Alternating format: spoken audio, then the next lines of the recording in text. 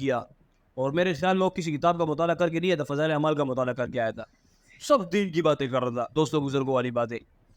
میں نے کہا یار کبھی زبان سے نکالے گا تعبیر شرک ہے اور یہ شرک ہے, میں اس کو پکڑوں گا, وہ صبر کر, اب اس بات کریں گے لوگوں کے سامنے.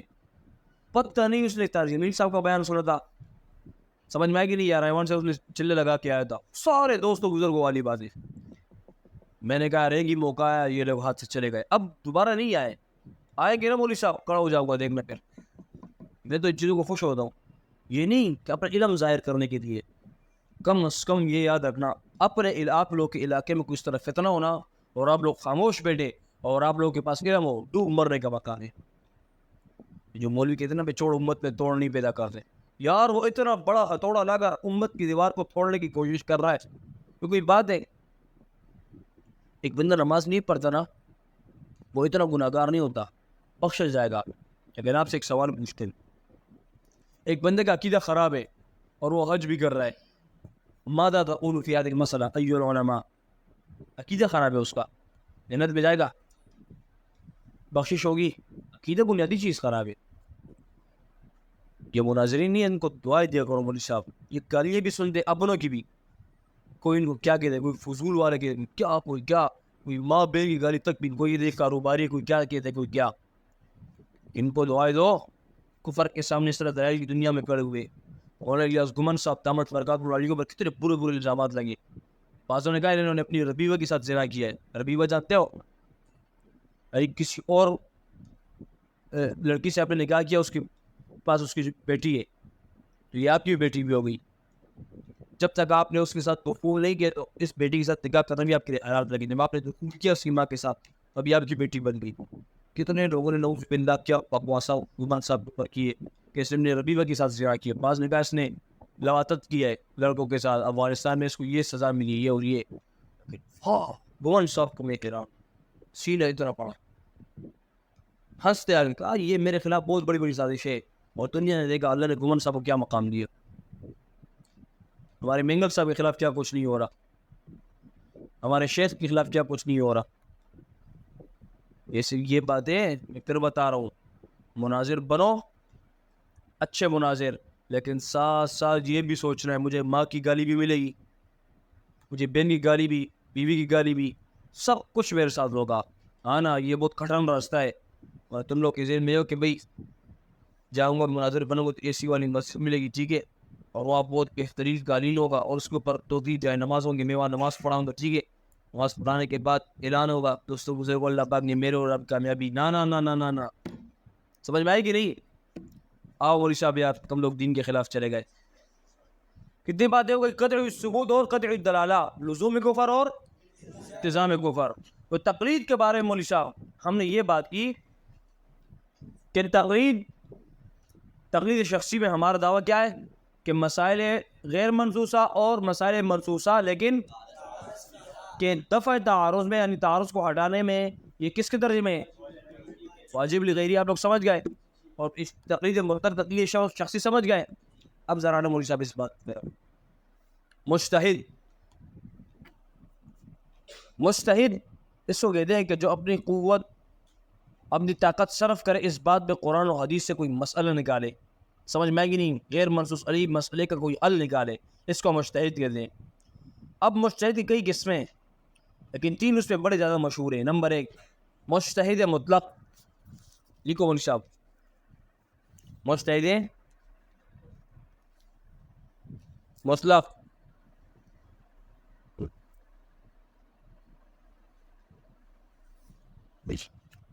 نمبر 2 مجتہد فی المذہب. نمبر 3 مجتہد فی المسائل.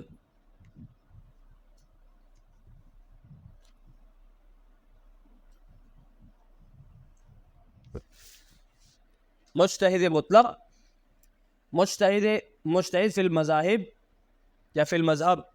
نمبر 3 مجتہد فی المسائل. ہاں بھائی دیکھ لیا, مجتہد مطلق, مجتہد فی المذہب, مجتہد فی المسائل. مجتہد مطلق کا معنی یہ ہے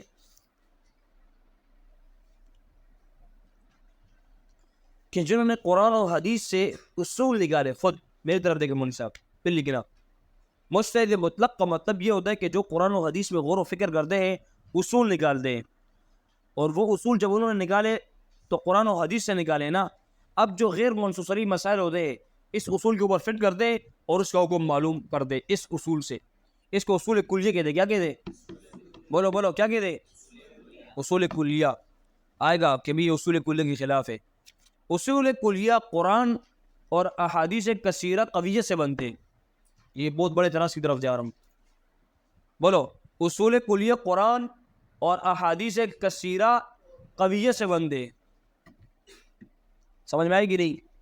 مجتہد مطلق اس کو کہتے ہیں کہ جو قرآن و حدیث سے اصول نکالے, ٹھیک ہے, اور پھر جزئیات کو اس اصول کے اوپر منطبق کرے, یعنی غیر منصوص علی مسائل کو اس کا حل اسی اصول کلیہ سے نکالے.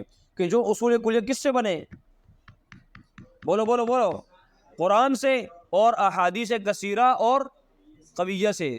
پھر کہو تاکہ آپ لوگ کو یہ بات سمجھ میں آ جائے. اصول کلیہ کس سے بنتے؟ قرآن سے یا احادیث کثیرہ قویہ سے. یہ بات اس لیے کہہ رہا ہوں, اس زمانے کی غیر مقلدین نے ایک طوفان برپا کیا ہے. وہ یہ ہے کہ بھئی احناف کا ایک مذہب ہے, وہ ہے بھی کہ بھئی اصول کلیہ کے مقابلے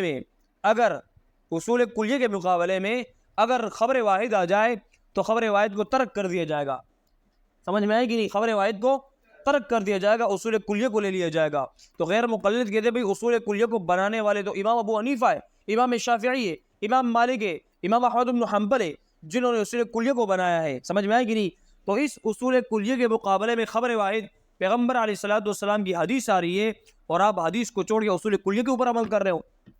کس کو اتنا سمجھ میں آیا؟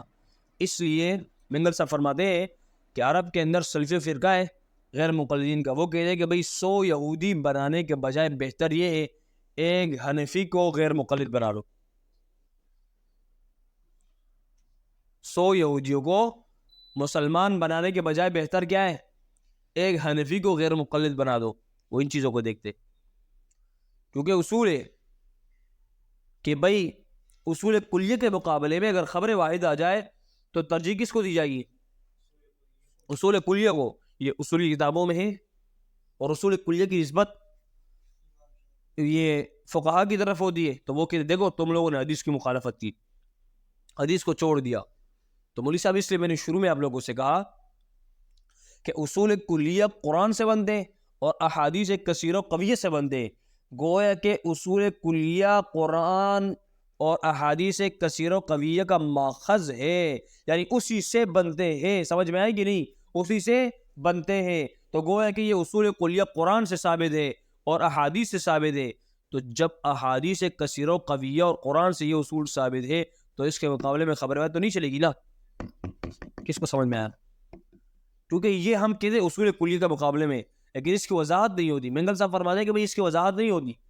کس لیے اس کی وضاحت نہیں کی؟ جبھی تو غیر مقلدین نے اعتراض کیا ہے. وہ بجائے کہ بھئی اصول کلیہ تو فقہا کی طرف نسبت ہوتی ہے, آپ کہتے ہیں یہ میرا اصول ہے, یہ کہہ رہے ہیں یہ میرا اصول ہے, یہ کہتے ہیں یہ میرا اصول ہے. اب میں اگر یہ کہوں کہ بھئی یہ کہ بھئی اس اصول کے مقابلے میں اگر خبر واحد بھی آ جائے تو اس کو ترک کر دیا جائے گا, تو آپ کیا کہو گے؟ یہ کیا ہے؟ واجب القتل ہے کہ نہیں؟ ہاں بھئی, تو ان کا گرے تو بجائے بے جانی ہے بجائے. تو آپ نے وضاحت دینی ہے کہ اصول کلیہ کس سے بنتے ہیں؟ قرآن یا احادیث کثیرہ اور قویہ سے بنتے. گویا کہ قرآن اور احادیث کثیرہ قویہ ہے. جب یہ قرآن کے مقابلے میں تو خبر روایت کو ترجیح مرجو قرار دیا جاتا ہے, قرآن کو ترجیح دی جاتی ہے, اور حدیث متواتر کثیرہ قویہ کے مقابلے میں خبر روایت چلتی ہے. بولو نا. تو اس لیے ہم نے یہ اصول رکھا ہے, یاد رکھنا مولوی صاحب. سمجھ گئے؟ تو مجتہد مطلق کس کو کہتے ہیں؟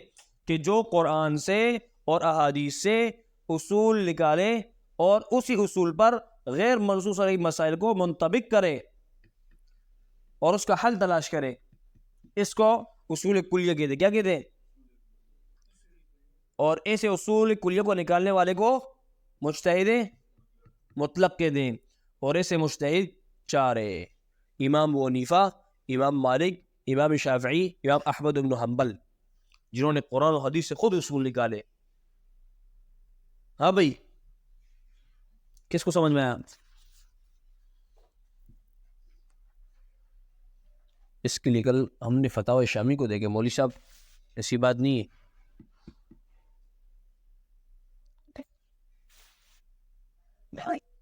مسائل غیر منصوصہ کو اس اصول کلیہ پر منطبق کرے، اس کا حل نکالے.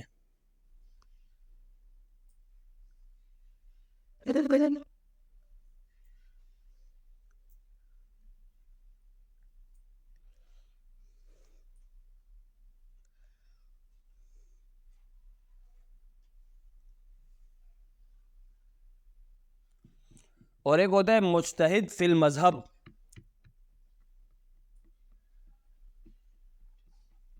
مجتہد فی المذہب کا مطلب یہ ہوتا ہے کہ بھائی جو خود قرآن و حدیث سے اصول نہیں نکالے، بلکہ جن علماء جن فقہاء نے قرآن و حدیث سے اصول نکالے ہیں، اسی اصول کو سامنے رکھتے ہوئے قرآن و حدیث سے مسائل نکالے. کس کو سمجھ میں آیا؟ مجتہد مطلق کا مطلب کیا ہے کہ جو خود اصول کلیہ قرآن و حدیث سے نکالے اور اس پر ادراک کر سکے.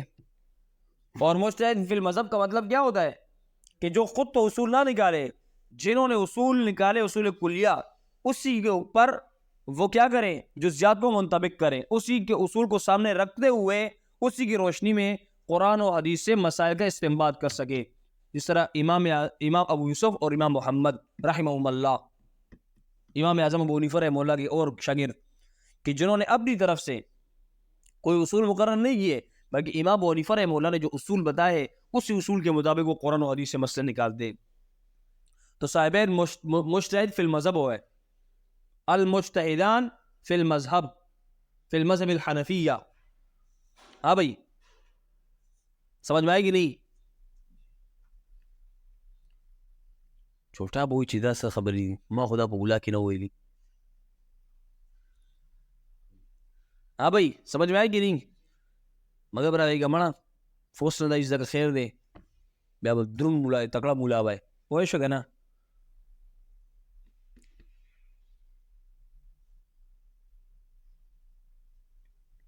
لکھ لیا؟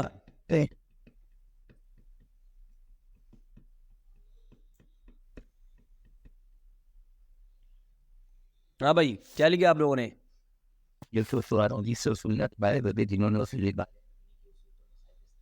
جیسے کہ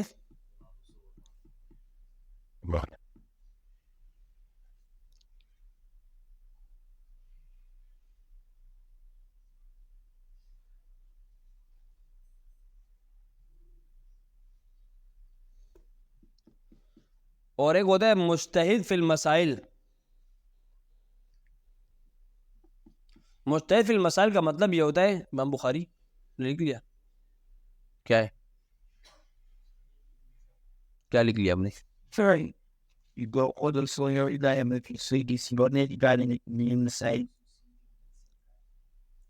بھائی ایک ہوتا ہے مجتہد فی المسائل. سردار نہیں ہے کیوں؟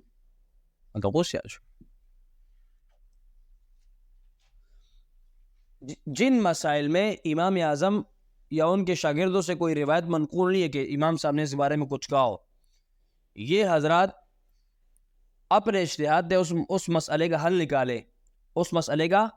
نکالے، لیکن ان کا یہ اجتہاد امام اعظم کے نہ اصول کے مخالف ہوتا ہے نہ فروع کے مخالف ہوتا ہے.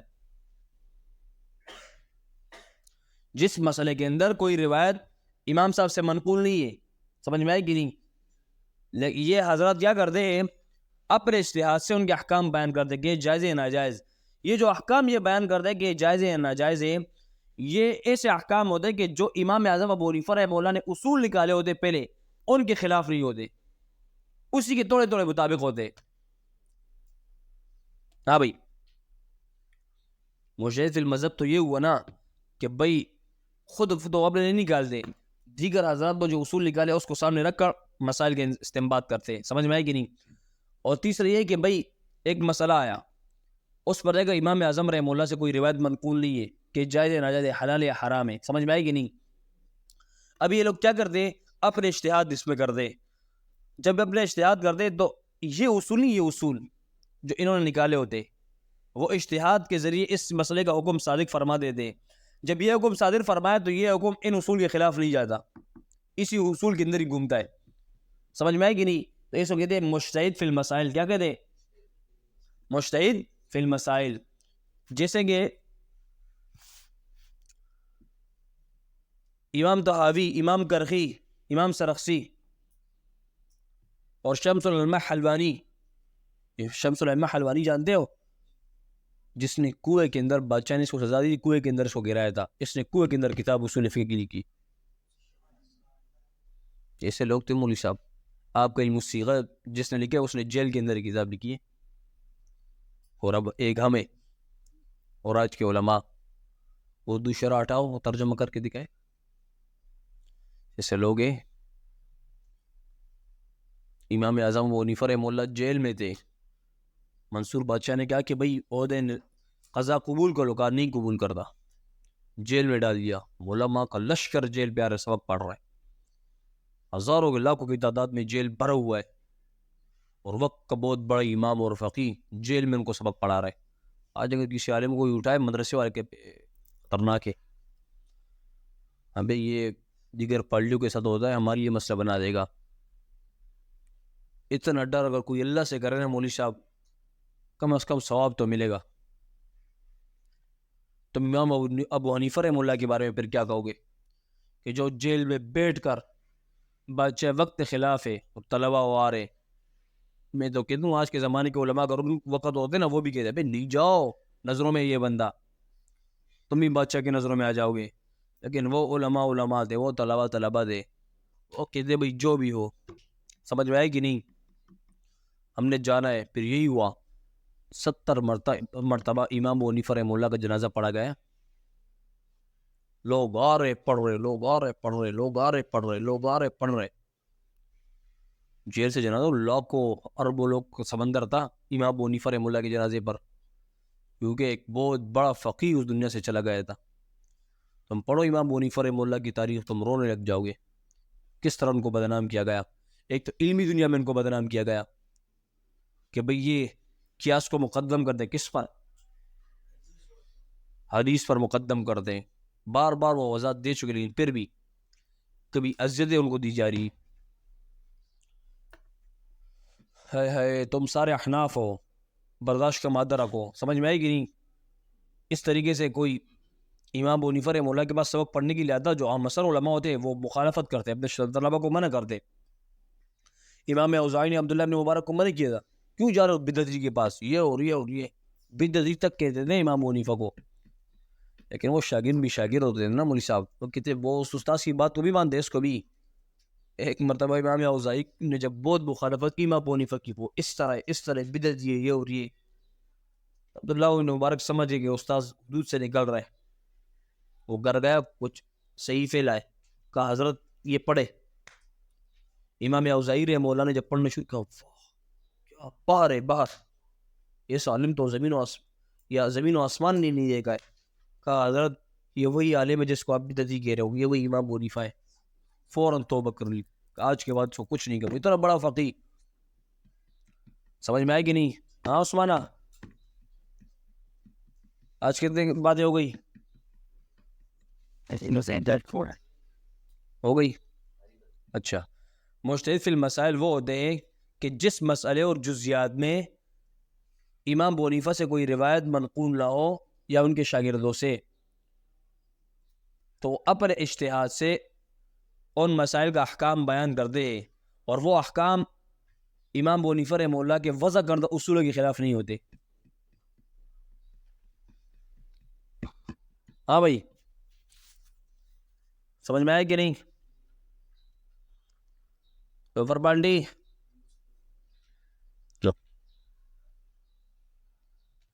آخری بات ذرا مولوی صاحب،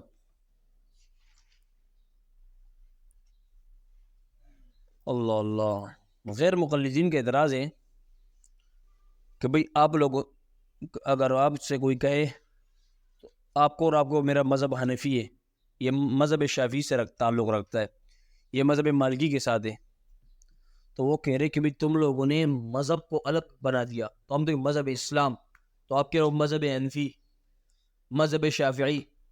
سمجھ میں آئی کہ نہیں؟ بولو. تو تم لوگوں نے جس طرح اسلام کے مقابلے میں مذہب عیسائی ہے، مذہب یہودیت ہے، مذہب ہندو ہے، آپ لوگوں نے اسلام کے مقابلے میں مذہب حنفی بنایا، مذہب شافعی. یعنی یہ اتنے الو کے بچے ہیں، ان لوگوں نے مذہب کو یا دین کے معاملے میں لیا ہے. مذہب ہم جو کہتے ہیں نا، مذہب احناف، مذہب شافعی، مذہب مالکیہ، مذہب حنابلہ، یہاں پر مذہب دین کے معنی میں نہیں ہے. یہاں پر مذہب دین کے معنی میں کچھ مثالیں دوں گا، آپ لوگ سمجھ جائیں گے. یہاں پر مذہب دین کے معاملے میں نہیں ہے، بلکہ وہ یہ ہے مذہب یہاں پہ مسلک اور آرا، رائے دینا، اس کے معنی میں ہے. ورنہ اب دیکھ لیں کچھ مثالیں میں آپ کو دے رہا ہوں. اچھا، مسلم کی شرح امام نووی رحمہ اللہ نے فرمایا کہ بھائی جمہور اہل اسلام کے نزدیک مسلمان کافر سے وراثت نہیں لے سکتا، لیکن بعض نے کہا کہ مسلمان کافر سے وراثت لے سکتا ہے. یہ جب لکھتے ہیں نا امام نووی رحمہ اللہ کے، کیا لکھتے ہیں؟ وہ مذہب معاذ بن جبل و معاویہ رضی اللہ عنہما، کہ یہ حضرت معاذ بن جبل اور حضرت معاویہ رضی اللہ عنہما کا مذہب ہے. اب سوال یہ، کیا ان دونوں حضرات نے اسلام کے خلاف کوئی مذہب بنایا تھا؟ بولو نا. بلکہ یہاں پہ مذہب کس کے معنی میں؟ مسلک کے معنی میں اور رائے کے معنی میں، کہ ان کی رائے دی. ٹھیک ہے، دوسری مثال. اچھا بھائی، شاہ ولی اللہ رحمہ اللہ فرمایا کرتے تھے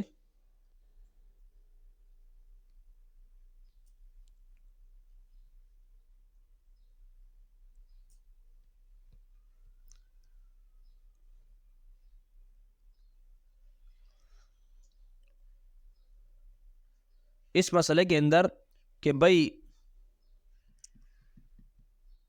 حضرت عمر رضی اللہ عنہ جب دنیا سے جا رہے تھے، شہید ہو رہے تھے، تو فرمایا کہ بھائی کسی نے کہا حضرت خلیفہ مقرر کر لیجئے، تو حضرت عمر رضی اللہ عنہ نے فرمایا کہ بھائی ان استخلفوا، اگر میں کسی کو خلیفہ مقرر کرتا ہوں تو فإن ابا بکر قد استخلفا، تو ابو بکر نے بھی کیا کیا ہے؟ خلیفہ مقرر کیا مجھے. ٹھیک ہے. وإن لم استخلف، اور اگر میں کسی کو خلیفہ مقرر نہ کروں تو فإن رسول اللہ صلی اللہ علیہ وسلم لم يستخلف، آپ علیہ السلام نے بھی خلیفہ مقرر نہیں کیا ہے.